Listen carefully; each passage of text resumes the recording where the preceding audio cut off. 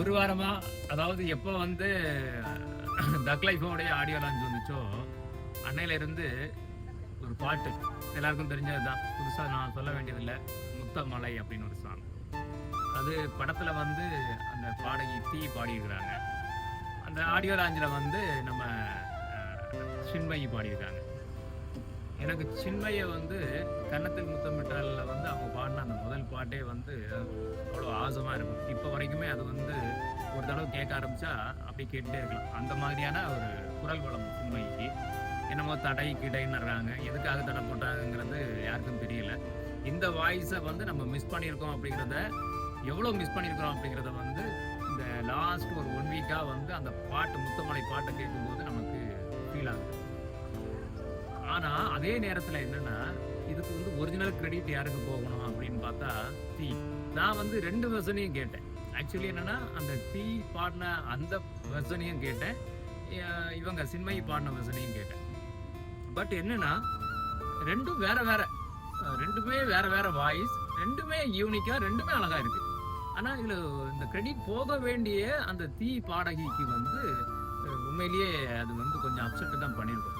அதை வந்து ஃபீல் பண்ண சின்மயி அவங்களே வந்து ஒரு போஸ்டும் போடுறாங்க. தயவு செஞ்சு என்னுடைய வாய்ஸுக்கு அவங்க ஒரு தேங்க்ஸ் சொல்றாங்க. சொல்லிட்டு பட் இந்த கிரெடிட் எல்லாம் தீக்கி தான் போகணும், பட் நீங்க அதையும் செலிப்ரேட் பண்ணுங்கிற மாதிரி சொல்லியிருந்தாங்க. அது ஒரு நல்ல ஒரு குட் அப்ரோச். 2 பாட்டுமே நல்லா இருக்குது. தீ பாடினதும் நல்லா இருக்கு. அது வேற ஒரு வெரைட்டி மாதிரி இருக்கு. இவங்க சின்மயி பாடினதும் வேற ஒரு வெரைட்டி. ஒரு ரீமேக் படத்தை ஒரு லாங்குவேஜ்ல வந்து சுமாரா ஓடி இருக்கும், பட் ஸ்டோரி நல்லா இருக்குன்னு சொல்லிட்டு அதை இன்னொரு லாங்குவேஜ்ல ரீமேக் பண்ணுவாங்க. பண்ணும்போது அது சூப்பர் டூப்பர் ஹிட் ஆயிடும்.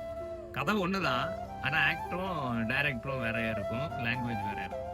ஸோ இது ஒரே லாங்குவேஜ் தான். அந்த தீங்கிறது வந்து ஏற்கனவே நிறைய ஹிட் சாங்ஸ் பாடின புள்ள. அவங்க அவங்க வாய்ஸ் வந்து கண்டிப்பா ஒரு யூனிக்கான வாய்ஸ் தான். அந்த வாய்ஸ் மாதிரி இன்னொரு வாய்ஸ் இருக்காது.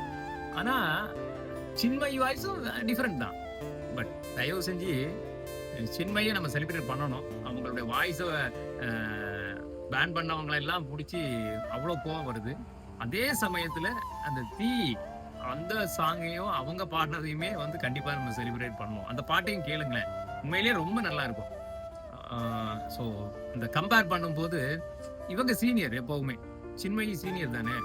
ஒரு சீனியருக்கு கூட ஒரு ஜூனியரை நீங்க கம்பேர் பண்ணும்போது அந்த ஜூனியர் என்னதான் பெர்ஃபார்ம் பண்ணாலும் அவங்களுடைய அந்த பாப்புலாரிட்டிங்கிறது வந்து கொஞ்சம் அடிவாகும். அதுதான் இப்போ நடந்துட்டு இருக்கிற மாதிரி இருக்கு.